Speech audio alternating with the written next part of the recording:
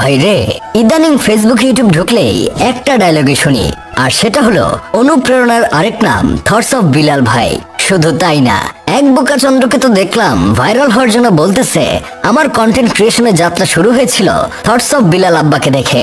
মায়ের পেট থেকে তো কেউ শিখে আসে না, সব তো শিখে বাবার কাছ থেকে।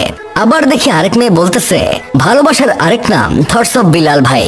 জানি না কি আছে তার ওই মুখের কথায়। হুট করে দেখি ফেসবুকে সবাই যেন ছন্দে ছন্দে মিলিয়ে কথা বলা শুরু করছে, কিন্তু কেন ভাই, কারণটা কি? আর এই থটস অফ বিল্লালটাই বাকে। আমরা একটু অনুসন্ধান করার পর জানতে পারলাম এই বিল্লালটা হলো একজন কন্টেন্ট ক্রিয়েটর, যিনি একসময় ইউটিউবে মানুষকে বিভিন্ন বিষয়ে গাইডলাইন দিত। তারপর তিনি ছন্দে ছন্দে মিলিয়ে কথা বলে অনেক সময় অনেক কথা বলে কন্টেন্ট তৈরি করত। তারপর একদিন তিনি তার 3 মাসের একটা ইনকামের স্ক্রিনশট নিয়ে ফেসবুকে একটা পোস্ট করেছিল। তিনি শুধু জানিয়েছিল তার লাস্ট 3 মাসে ইনকাম হয়েছে 44 লাখ টাকা, যেখান থেকে 20 লক্ষ টাকা দিয়ে তিনি জমি কিনেছেন।